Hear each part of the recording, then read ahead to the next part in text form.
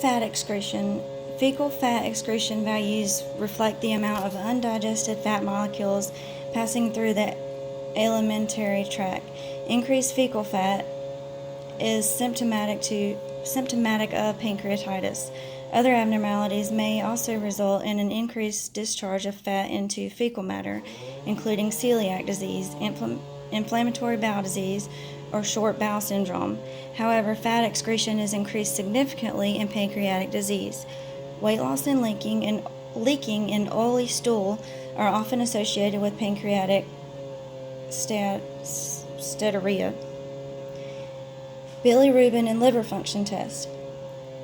An elevation of bilirubin and other liver function values may also occur with pancreatic disease. This is due to the close anatomic relationships between the liver and biliary system with the pancreas. Pathologic processes in one structure may cause disease in the other. Neoplasia or inflammatory enlargement of the head of the pancreas frequently causes stenosis or complete obstruction of the distal common bile duct. In such cases, total serum bilirubin values are increased. Conversely, biliary duct disease, such as calculi and subsequent inflammation, may spread to the pancreas. Altered biliary and hepatic function values may suggest an underlying pancreatic process. Sonographic evaluation. Indications. The pancreas is usually sonographically evaluated as part of a complete abdominal sonography examination. Common indications include epigastric pain, abdominal pain or distension or jaundice. Patients with abnormal laboratory values or prior history of acute or chronic pancreatitis may also be referred for sonography. Sonography is not considered the best imaging test to evaluate for a pancreatic disease or neoplasm, but may be very useful in identifying secondary signs of a pancreatic process, such as dilated biliary ducts, fluid collection, or gallstones. Preparation for pancreatic sonography attempts to minimize the amount of gas in the stomach and duodenum by having the patient refrain from eating or drinking anything for 8 to 12 hours prior to the examination. Pancreatic sonography is contraindicated for patients who have undergone gastroscopic examination within 6 hours because large amounts of air are introduced into the stomach during this procedure. Because the head of the pancreas is intimately related to the duodenum, gas present here as well as in the transverse colon, which overlies the pancreas, may easily obscure visualization. It is also recommended that the pancreas be the first organ evaluated when performing a complete sonographic evaluation of the abdomen. This is because patients are often asked to perform deep inspiration during the course of the examination. This often improves visualization of abdominal organs by displacing them caudally. However, it also increases the amount of air within the bowel, which in turn obscures visualization of the pancreas. Transverse imaging. In the transverse plane, the pancreas is identified as a crescent-shaped structure draping over the prevertebral vessels. It has been described variously as horseshoe, dumbbell, or comma-shaped. Normally, its echogenicity is equal to or greater than that of the liver, depending on the patient's age and body habitus. Fat deposition in the interlobular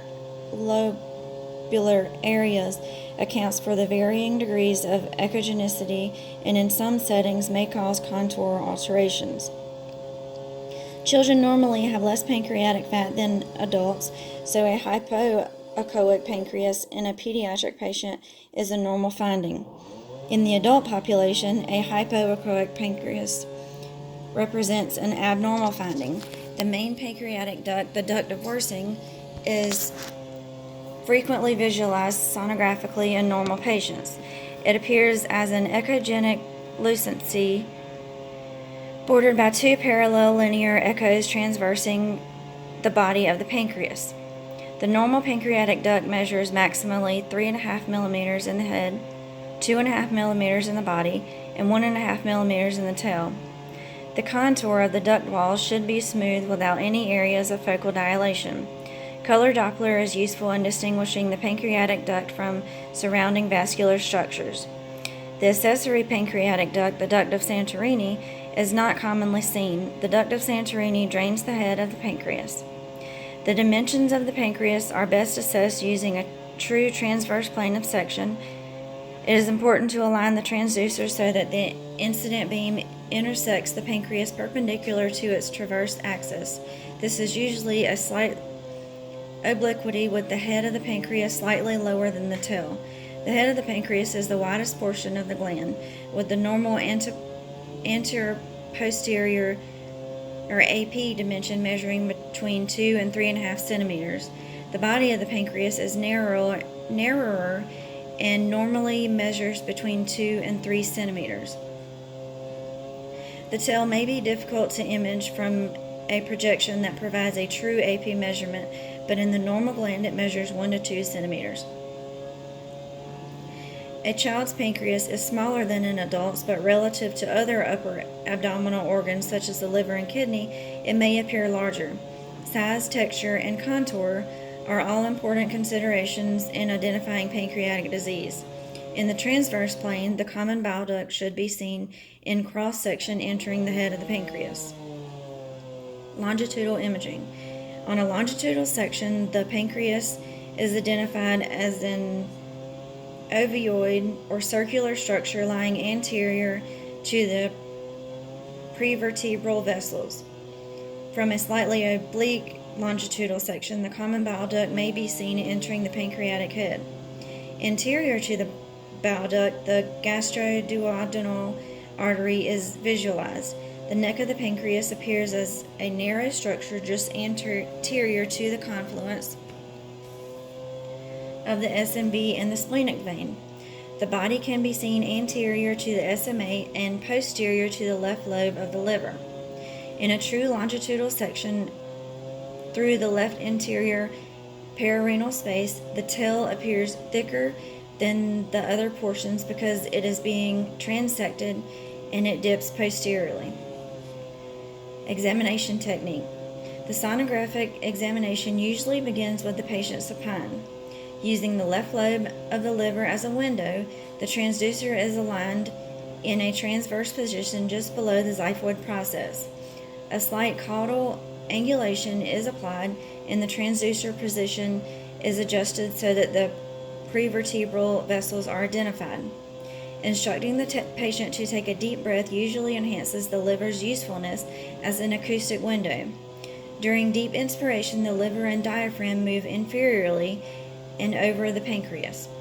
Because the head of the pancreas usually sits below the body and tail, rotating the probe counterclockwise a few degrees may permit visualization of the entire organ in a single image. However, additional acoustic windows may be necessary to image the various portions of the pancreas. In most patients with adequate preparation, the head and body of the pancreas is visualized 70 to 77% of the time. The pancreatic tail is often difficult to see, bordered anteriorly by the stomach and splenic flexure of the colon. It is frequently obscured by air that has accumulated in the lumen of one or both of these organs. The tail of the pancreas is visualized in only 37% of patients on routine sonographic examination. There are alternative approaches to imaging the tail using various acoustic windows. By rotating the patient into the right lateral decubitus or prone position, the examiner can attempt to image through the left lateral or posterior intercostal spaces.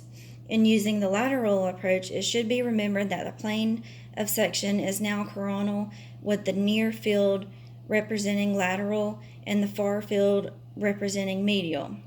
With the patient prone, the tail of the pancreas may be seen anterior to the left kidney. Although this approach produces limited results, it may be useful when other approaches have failed. Another technique involves having the patient drink approximately 150 milliliters of water. The patient is then examined either upright or in the left lateral decubitus position, depending on which position provides the best acoustic window. Most examiners prefer to begin with the upright position because the air in the stomach rises above the water to lodge in the fundus.